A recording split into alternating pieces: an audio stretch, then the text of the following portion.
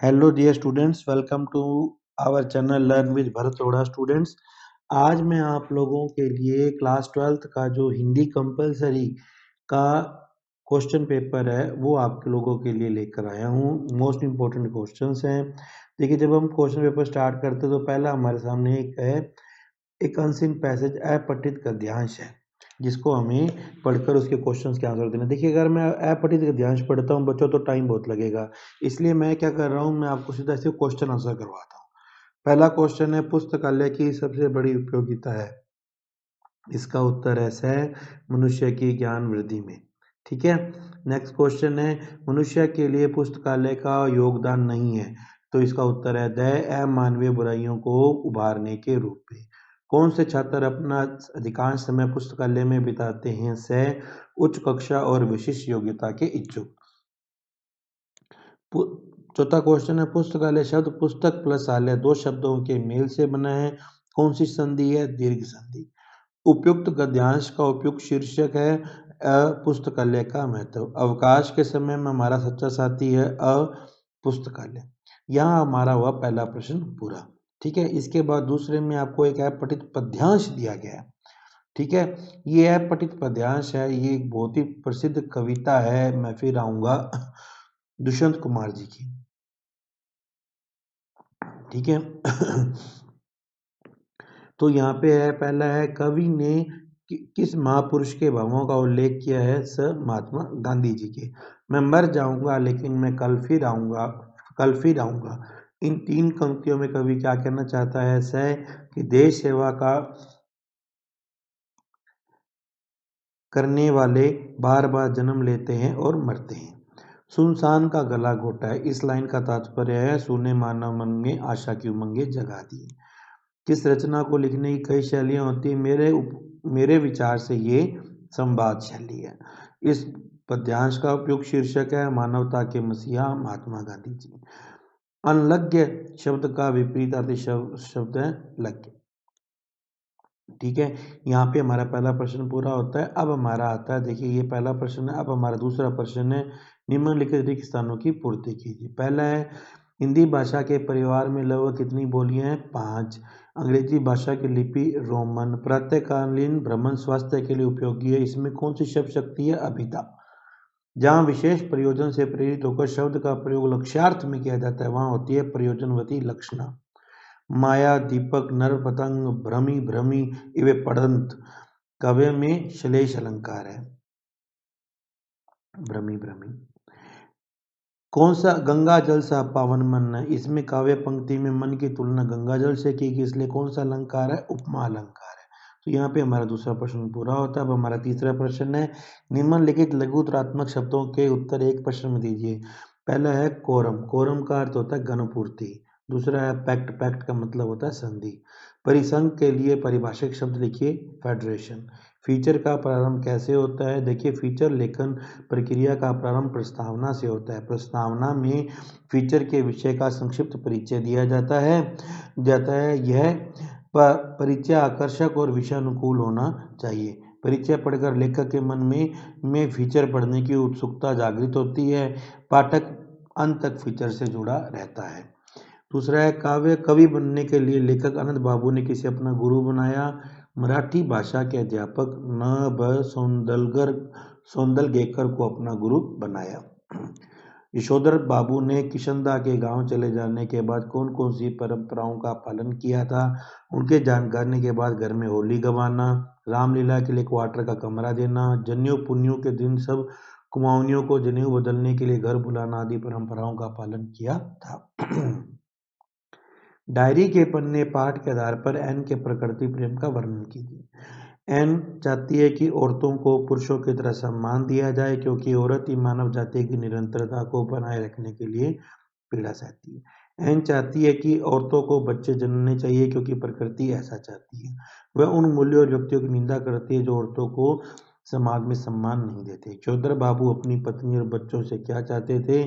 देखिए, बाबू अपने बच्चों और पत्नी से चाहते थे कि वे सभी उनका सम्मान करें, हर बात में उनकी राय ली जाए, बच्चे उन्हें अपना वेतन लाकर उन्हें दे। सिंधु घाटी सभ्यता के दो महानगर कौन से हैं? मोहनजोदड़ो और हड़प्पा। मोहनजोदड़ो हड़प्पा से प्राप्त नर्तकी की मूर्ति किस राष्ट्रीय संग्रहालय में रखी गई है? दिल्ली के राष्ट्रीय संग्रहालय में रखी हुई है। कवि निराला ने अस्थिर सुख पर दुख की छाया किसको कहा है? क्रांतिकारी बादल को अस्थिर सुख पर दुख की छाया कहा है। जाति प्रथा को श्रम विभाजन का एक रूप न मानने के पीछे अंबेडकर जी का क्या तर्क है? अंबेडकर जी का तर्क है कि जाति प्रथा को श्रम विभाजन का एक रूप मानना अनुचित है, क्योंकि विभाजन अस्वाभाविक और मानव की रुचि पर आधारित नहीं है।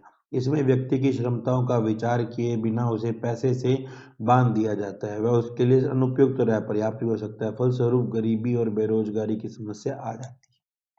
अब हमारा स्टार्ट होता है खंड ब। अब तक हमने खंड तीसरा प्रश्न कर लिया, अब हमारा खंड ब स्टार्ट होता है। इसमें 40 शब्दों में हमें उत्तर देना है। पहला है, भारत में इंटरनेट पत्रिका का आरंभ किस प्रकार से हुआ? संक्षेप में लिखिए। इंटरनेट पत्रिका को ऑनलाइन पत्रिका, साइबर पत्रिका, वेब पत्रकारिता आदि नाम से भी जाना जाता है। भारत में इंटरनेट पत्रकारिता का आरंभ 1993 से माना जाता है। इसी वर्ष हमारे देश में इंटरनेट की शुरुआत हुई थी। इसका दूसरा चरण 2003 में हुआ था। प्रिंट मीडिया, रेडियो माध्यम से प्रत्येक से संबंधित दो कमियां लिखिए। तो पहला है, मुद्रित माध्यम या प्रिंट मीडिया की क्या कमियां हैं? नंबर 1, निरक्षरों के लिए कोई काम की नहीं है, अनपढ़ आदमी पढ़ ही नहीं सकता है। दूसरा है, मुद्रित माध्यमों के लेखन करने वालों को अपने पाठकों के भाषा ज्ञान के साथ साथ उनके शैक्षणिक ज्ञान और योग्यता का भी विशेष ध्यान रखना पड़ता है। अब मान लीजिए मैं इसके अंदर बड़े कठिन क्लिष्ट शब्दों का प्रयोग करूंगा तो आपको समझ नहीं आएगा। रेडियो माध्यम की कमियां निम्नलिखित है। नंबर 1 है, समाचारों पर विचार करते हुए रुक रुक कर नहीं सुना जा सकता है। एक रेखीय माध्यम है। खाद्य पदार्थों में मिलावट विषय पर एक छोटा सा आलेख लिखना है। तो हमारे देश में मिलावट की समस्या दिन प्रतिदिन बढ़ती जा रही है। खाद्य पदार्थों में मिलावट की जा रही है जिससे हमारे शरीर को नुकसान हो रहा है। खाद्य पदार्थों में मिलावट से मनुष्य को काफ़ी बीमारियां हो जाती है, वह परेशान रहता है। कई बड़े बड़े व्यापारियों से लेकर छोटे छोटे व्यापारी, यहाँ देखिए यहाँ पे डैश लगाना पड़ेगा, छोटे छोटे व्यापारी भी अपना मुनाफा बढ़ाने के लिए मिलावट को बढ़ावा दे रहे हैं। पैसा कमाने के लिए ग्राहकों को धोखा देकर मिलावट करके उनकी जान जोखिम में डाल रहे हैं। हर किसी को चाहिए कि वह मिलावट ना करे और ना ही मिलावट होने दे। भाषा को सहूलियत से बरतने से क्या अभिप्राय है?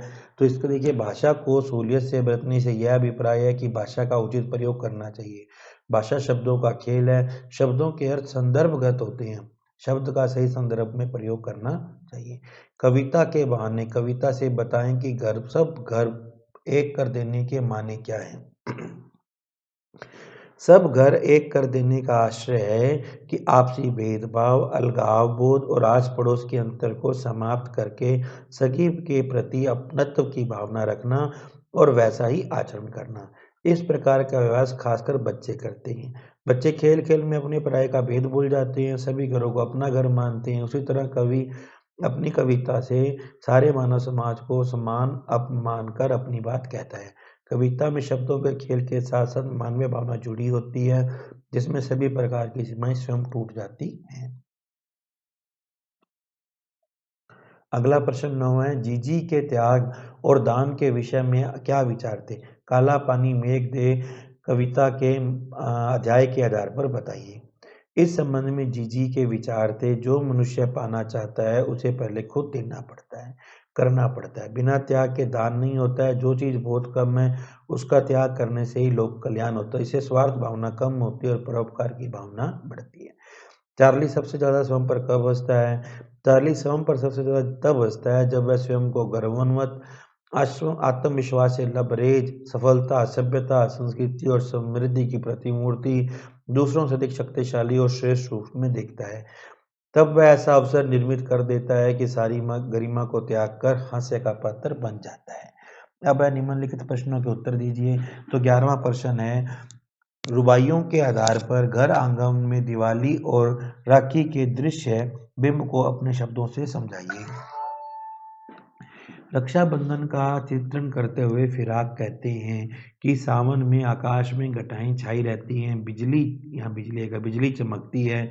बहन सज धज कर और प्रसन्नता से भरकर भाई की कलाई में चमकते रेशों वाली राखी बांधती है। दीपावली पर भी सारे घर को स्वच्छ कर से सजाती है और दीपक जलाती है। अथवा निराला जी की बादल राग कविता का क्या उद्देश्य है? वर्तमान सामाजिक परिवेश में इस रचना के प्रभाव का आकलन कीजिए। बादल राग कविता सूर्यकांत त्रिपाठी निराला की क्रांतिकारी भावों से पूरित कविता है। इसमें कवि ने बादलों को क्रांति का प्रतीक माना। जिस प्रकार सूखी उजाड़ प्यासी धरती को बादल वर्षा द्वारा संचित कर तृप्त करते हैं, भूखे गरीब किसानों व मजदूरों की आशाओं का संबल बनते हैं, गरज बरज कर बरस कर नव जीवन की शुरुआत करते हैं, ठीक उसी प्रकार कवि ने शोषित वर्ग के हित में बादलों का आह्वान किया है।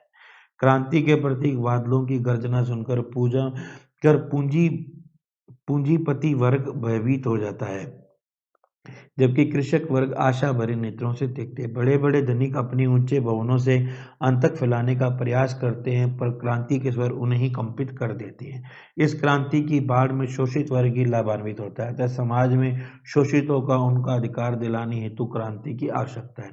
इस मूल स्वर को प्रकट करते हुए कवि ने सामाजिक और आर्थिक वैषम्य का चित्रण किया है, यथार्थ चित्रण किया है। शोषकों के प्रति वंदनापूर्ण भावों की अभिव्यक्ति कर आर्थिक विषमता मिटाने पर जोर दिया है। 12वां प्रश्न है, शिरीष के फूल नामक पाठ लेखक ने साहित्य, समाज और राजनीति में पुरानी और नई पीढ़ी के किस द्वंद का संकेत किया है? लेखक शिरीष के पुराने फलों की अधिकार लिप्सा और नए फलों द्वारा उन्हें धकियाकर बाहर निकलने में साहित्य, समाज और राजनीति में पुरानी और नई पीढ़ी के द्वंद को संकेतित करता है। यहाँ पे आएगा करता है। द्विवेदी जी ने शिरीष के माध्यम से कोलाहल और संघर्ष से बड़ी जीवन स्थितियों में अविचल रहकर जीजी विशु बनने रहने की सीख दी है।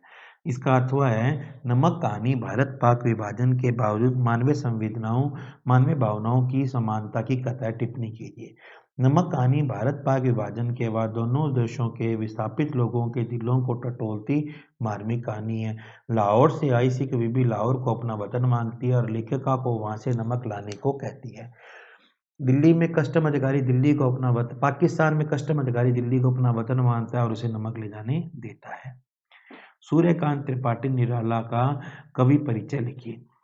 कवि परिचय देखिए। छायावादी कवियों में सबसे विलक्षण प्रतिभा के धनी सूर्यकांत त्रिपाठी निराला का जन्म बंगाल के मेदिनीपुर जिले के महिषादल नामक स्थान पर सन 1899 में हुआ था।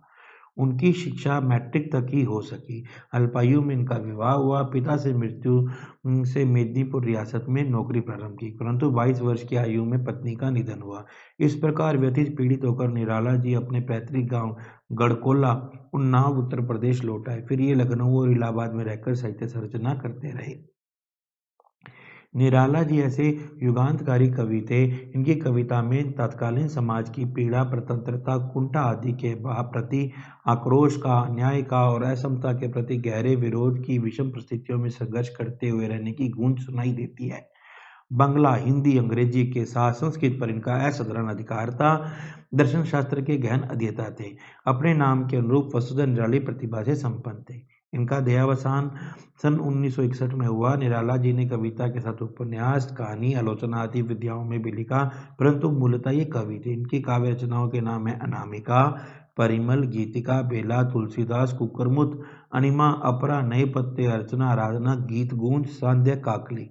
इनकी समस्त रचनाओं को 7 खंडों में निराला ग्रंथावली के नाम से प्रकाशित किया गया है। तुलसीदास और राम की शक्ति पूजा काव्य उनके गहन चिंतन, प्रौढ़ता और प्रखरता के परिचायक है तथा इनमें प्रबंधात्मकता की सघनता विद्यमान है।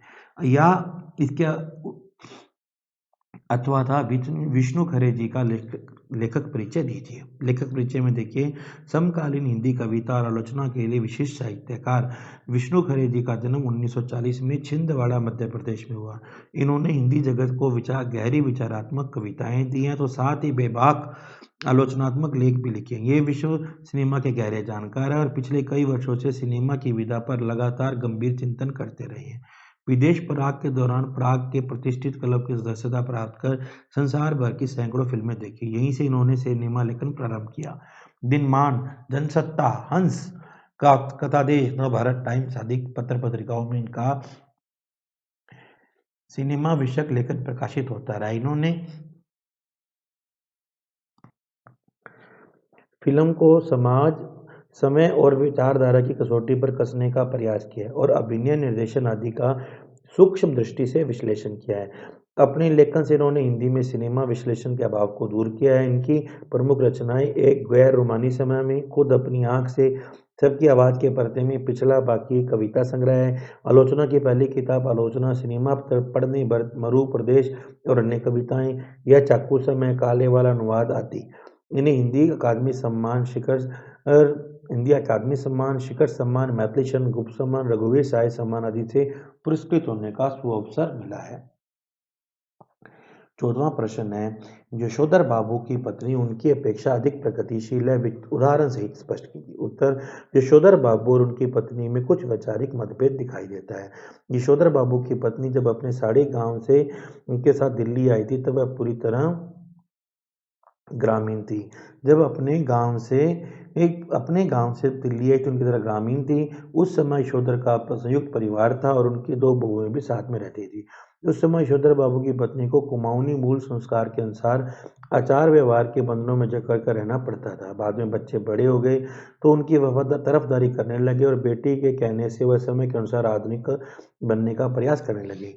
यशोधर की सिल्वर वेडिंग पार्टी के अवसर पर उन्होंने लहटों पर लाली और बालों पर खिजाब लगा लिया था, बिना बाँ का ब्लाउज पहना था और सिर पर पल्लू नहीं रखा था। इस प्रकार यशोधर बाबू की पत्नी समय के साथ ढल सकने में सफल हो जाती है। यशोधर बाबू अपनी पत्नी की तरह स्वयं को समय के साथ ढालने में सफल नहीं हो पाते हैं। उनके आदर्श किसनदाह थे, संयुक्त परिवार था और वंश परंपरा के अनुसार कर्म धर्म था, सामाजिक रीति रिवाजों का प्रभाव था। इन सभी बातों के अलावा यशोधर बाबू स्वयं को बुजुर्ग मान रहे थे, अर्थात रूढ़ परंपरा का पोषक मानते थे। इसी कारण उनका अपनी पत्नी और बच्चों के साथ मतभेद था। इसका 8वां प्रश्न है, लेखक आनंद यादव संघर्ष करके जीवन को ऊंचा बनाता है, आप इससे कहाँ तक सहमत हैं? प्रमाण सहित सिद्ध कीजिए। जूझ एक आत्मकथानक अंश में लेखक होनहार बालक हैं। उसके पिता 5वीं कक्षा में आते उसे पढ़ाई से हटाकर खेती काम में लगा देते। वह पिता के कहे अनुसार खेतों में पानी देते हैं, ढोर चराते हैं, फसल की बुआई कटाई करते हैं, पर इन कार्यों करते हुए संतुष्ट नहीं होते क्योंकि वे आगे पढ़ना चाहते हैं। यहाँ दत्ता राय की आज्ञा के अनुसार पढ़ने जाते हैं और पिता की शर्तों को स्वीकार कर पढ़ाई भी करने लगते हैं। इस समय अपने परिश्रम कारण विद्यालय का अग्रणी छात्र नहीं बनते बल्कि शिक्षक का चहेता छात्र भी बन जाते हैं। साथ ही वह कविता रचना में प्रवीण हो जाते हैं। इन सब कारणों से सिद्ध होता है कि जूझ आत्मकथानक अंश में लेखक एक परिश्रमिक बालक है जो अपने परिश्रम के आधार पर भविष्य की वजह स्वयं खोल लेता है, संघर्ष करके जीवन को ऊंचा बनाता है। अब इन प्रसंगों की सह प्रसंग व्याख्या करनी है। देखिए आप, जब हम यहाँ पे हमने खंड सह कर लिया, अब हम खंड दय करेंगे। ये हमें एक प्रसंग दिया गया है, मैं दोनों की व्याख्या आपको करवाता हूँ। पहला प्रसंग, उपयुक्त काव्यांश भक्त कवि तुलसीदास द्वारा रचित रामचरितमानस के लंका कांड के भाग लक्ष्मण मूर्छा और राम का विलाप से लिया गया है। लक्ष्मण जी के मूर्छित होने पर राम जी का करुण विलाप दिखाया गया है। व्याख्या देखिए, प्रभु श्री राम के विलाप को सुनकर वानरों का समूह दुख से व्याकुल हो उठा। उसी समय हनुमान जी आ गए। वे इस प्रकार आए जैसे करुणा रस में अचानक वीर रस का प्रसंग आ गया हो, अर्थात हनुमान जी के आने से शोक का वातावरण वीरता में बदल गया। श्री राम जी ने प्रसन्न होकर हनुमान जी को भेंटा अर्थात गले से लगा लिया। परम ज्ञानी प्रभु होकर भी हनुमान जी के प्रति अत्यंत कृतज्ञ हुए। तब वह सुशेन ने तुरंत लक्ष्मण का उपचार किया। परिणाम स्वरूप लक्ष्मण जी हर्षित होकर उठ बैठे अर्थात होश में आ गए। प्रभु श्री राम ने भाई लक्ष्मण को हृदय से लगा दिया। इस मिलन को देखकर सभी भालू वानर आदि हर्षित हो गए। फिर हनुमान जी ने सुशेन वैद्य को तुरंत उसी प्रकार वहां पहुंचा दिया जहां से वह उन्हें लेकर आए थे। इसका 8वां भाग है, प्रस्तुत काव्यांश कवि शमशेर बहादुर सिंह जी की कविता उषा से लिया गया है। इसमें कवि ने प्रातःकालीन प्रकृति का वर्णन किया है। जब उषा यानी कि सुबह का आगमन होता है तब आकाश की विभिन्न घटाएं अत्यंत मनोहारी प्रतीत होती हैं। इसकी व्याख्या देखिए, भोर का दृश्य कुछ काले और लाल रंग के मिश्रण से अति मनोरम लगने लगा। कुछ क्षणों के बाद ऐसा लगने लगा कि आकाश काली सिल हो और उसे अभी केसर से धो दिया हो, अथवा किसी ने काली नीली स्लेट पर लाल रंग की खड़िया चाक मल दी हो। अर्थात भोर होने पर अंधेरे से ढकी आकाश काली सिल और स्लेट के समान लगने लगा और उस पर सूर्य का लालिम लाल केसर और लाल चाक खड़िया चाक के समान प्रतीत होने लगी। इससे प्रातःकाल का आकाश यह परिवेश अत्यंत अतीव सुरम्य आकर्षक बन गया। कवि सूर्योदय से पहले आकाश में पल पल परिवर्तित होते हुए सुरम्य वातावरण का चित्रण करते हुए बताता है कि प्रातः जब नीले वर्ण के आकाश में सूर्य की चमकती हुई श्वेत आभा दिखाई देने लगती है तो ऐसा लगता है कि नीले आकाश में किसी सुंदरी की गोरी देह झिलमिल कर रही है, अर्थात प्रातःकालीन नमी और मंद हवा के कारण सूर्य की किरणें हिलती हुई नायिका के समान लगती हैं। सूर्य का श्वेत बिंब भी हिलता हुआ सा लगता है। कुछ समय के बाद सूर्य उदित होता है, तब उषा के पल पल बदलते रंगों का प्राकृतिक परिवेश चमत्कारी सौंदर्य समाप्त हो जाता है, अर्थात सूर्योदय होते ही उषा काल का रंगीन सुरम्य वातावरण चमत्कारी जादू की तरह समाप्त हो जाता है और चारों तरफ सूर्य का तेज प्रकाश फैल जाता है। इसके बाद आप देखिए हमारे को एक प्रसंग दिया गया है। इस गद्यांश की हमें सह प्रसंग व्याख्या करनी है, तो हम व्याख्या करते हैं। पहला जो गद्यांश है लेखिका महादेवी वर्मा द्वारा रचित भक्तिन संस्मरण से लिया गया है। इस प्रसंग में लेखिका ने बताया है कि युद्ध में समय भक्तिन उनसे गांव चलने को कह रही थी। लेखिका ने बताया कि उस समय युद्ध का माहौल था और भक्तिन उससे बार बार गांव चलने का आग्रह कर रही थी। भक्तिन को इस बात से ध्यान हटाने के लिए लेखिका ने कहा उसके पास रुपए पैसे नहीं हैं, इसलिए वह नहीं जा सकती हैं। लेकिन इस बात के उत्तर में भक्तिन ने जो कहा उसे सुनकर लेखिका आश्चर्यचकित हो गई। भक्तिन ने जैसे बहुत बड़े रहस्य पर से पर्दा उठाने की मुद्रा बनाकर और अपना दांतों रहित पोपला मुंह लेखिका के कानों के पास लाकर कहा कि उसके पास 5 रुपए 20 पैसे हैं। उसके पास 5 20 पैसे और 5 रुपए मतलब 6 रुपए हैं।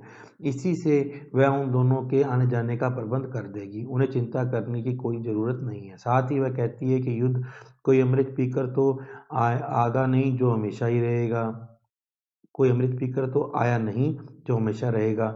जब युद्ध खत्म हो जाएगा वे यहाँ वापिस आ जाएंगी। लेखिका के आश्चर्य के कारण उसके पास पैसे होना और आश्वासन देना रहा कि किस प्रकार से सभी परिस्थितियों में वह तैयार रहती है। दूसरा है अथवा में जो दूसरा प्रसंग हमें दिया गया है चैपलिन जी वाला।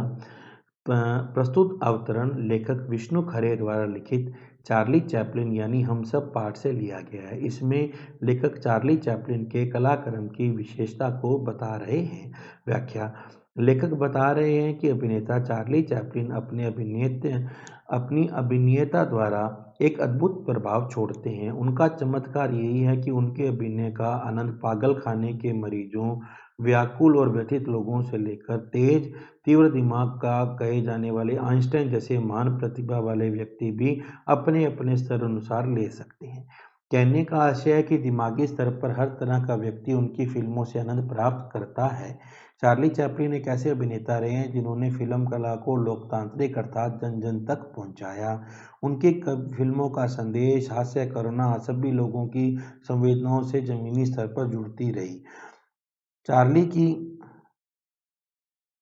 चार्ली की फिल्मों ने दर्शकों के वर्ण व्यवस्था को तोड़ा। कहने का अभिप्राय है कि केवल उच्च स्तर या उच्च वर्ण के लोगों के लिए ही उनकी कला नहीं थी, उन्हें देखने, समझने व महसूस करने का समान अधिकार निम्न वर्ग एवं वर्ण तक भी उतना ही समान था। लेकिन चार्ली को प्रतिभा विभिन्न रसों से हल कर समान रूप से सभी के लिए संप्रेषित थी। चार्ली की प्रतिभा लेखक बताते हैं कि चार्ली चैपलिन के अभिनय में लोकतंत्र की शक्ति का आभास होता है और यही कारण है कि जो व्यक्ति सत्ता में रहकर समूह या शासन की समानता को खत्म नहीं करना चाहता है या जो स्वयं के स्वार्थ हेतु कार्य करता है वह उन संस्थाओं पर तो हमला करता है, साथ ही चार्ली चैपलिन की फिल्मों पर भी अपनी आलोचनाओं के तीखे प्रहार करता है। कारण वे सामाजिक संस्थाएं और चार्ली की फिल्में लोकतंत्र के हितभाव से जुड़ी होती है। उनका कार्य और संदेश जन कल्याण के कार्यों से जुड़ा होता है, संबंध होता है। फिर भी चार्ली सबसे अलग होते हुए भी जनहित से जुड़ा होने के कारण जनता का एक बच्चा जैसे हैं जो बोल नहीं सकता, लेकिन अपने इशारे से सत्ता पर आसीन राजा की सच्चाई को सबके सामने व्यक्त कर देता है। वह कहते हैं कि बच्चे के समान जिस तरह नंगा है, राजा भी अपनी पूरी स्वार्थ लोलुपता के कारण जनता के समक्ष नंगा अर्थात पूरी तरह से बेपरता है। मैं चार्ली के अभिनय पर जनता हंसती है, लेकिन सत्ता में शासक या शासन तंत्र अपनी खुलती पोल पर सच्चाई पर किसी का भी हंसना पसंद नहीं करता है। इसके बाद एक हमें तो विज्ञप्ति तैयार करनी है और हमें एक विषय पर निबंध लिखना है। ठीक है बच्चों, तो पहले हम विज्ञप्ति देख लेते हैं।